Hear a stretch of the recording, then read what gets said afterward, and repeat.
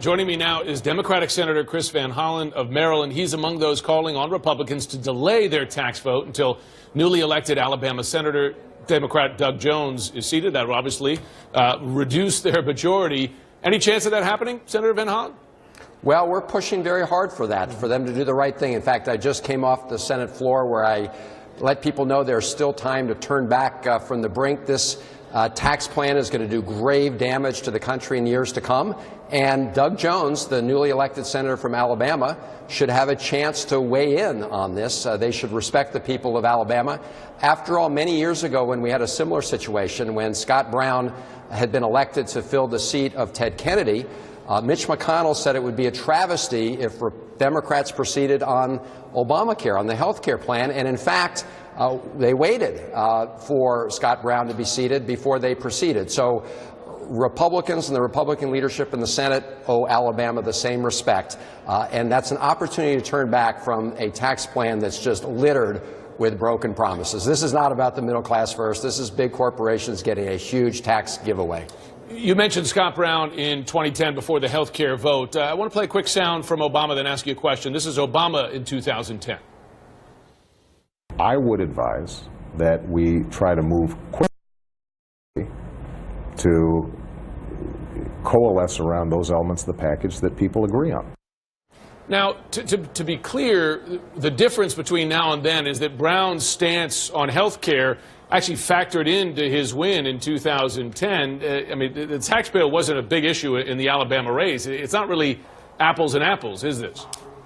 Well, a couple things. First of all, in the Alabama race, Doug Jones did say that while he supported tax reform, he wasn't going to support a tax plan that was a huge giveaway to corporations, where actually foreign shareholders get more in the year 2019 than every middle-class household in every state that voted for Donald Trump. I mean, that's not America first, and Doug Jones did talk about that. And again, history will show that in the case of the health care bill, the Democrats did wait till Scott Brown was seated. As you remember, that was done in two pieces. One piece passed before he was even elected, but the second piece was done after he got to the Senate. Let me ask you this, because as you mentioned, Doug Jones, but also following Virginia, Democrats have two pretty solid wins in a row there. And I wonder what lessons Democrats are taking from those races as you push towards 2018.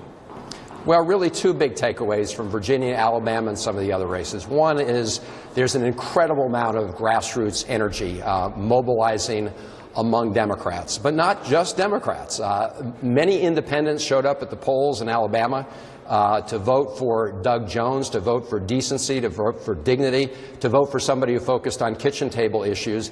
And in Alabama and Virginia, you also saw moderate Republicans totally disaffected with the divisive Trump agenda, looking at the rapidly growing record of broken promises to folks in the middle class, also voting for Democrats. So you've got a lot of energy among people who want to focus on bread and butter issues, really deliver for middle class and working Americans, and who don't like the ugly, divisive politics coming out of the White House and what we saw from Roy Moore. And I think people are going to remember when Donald Trump went down to the border of Florida and Alabama and said Roy Moore reflects Republican values. I can tell you that doesn't reflect the values of lots of moderate Republicans. But let me ask you, if I can, just quickly. I mean, it seems like a lot of that message is built on we are not Roy Moore and we are not Donald Trump. But who's articulated the positive Democratic message as you come to 2018 and 2020? Actually, Doug Jones did that in Alabama, and we've been doing that here in the Senate. Admittedly, it's tough to break through in this era of 24-hour cycle news chasing every tweet. When it came to health care for Americans, we've been focused on the Children's Health Insurance Program. Doug Jones talked about that on election night. Let's provide health security.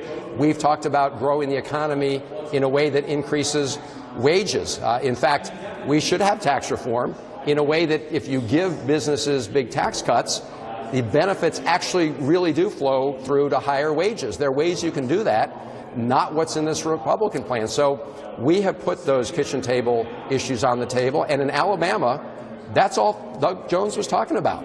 While Roy Moore was talking about all these divisive social issues, issues that Donald Trump likes to focus on, Democrats and Doug Jones, and in the Virginia governor's race, our candidate, focused on bread and butter kitchen table issues. All right, Senator.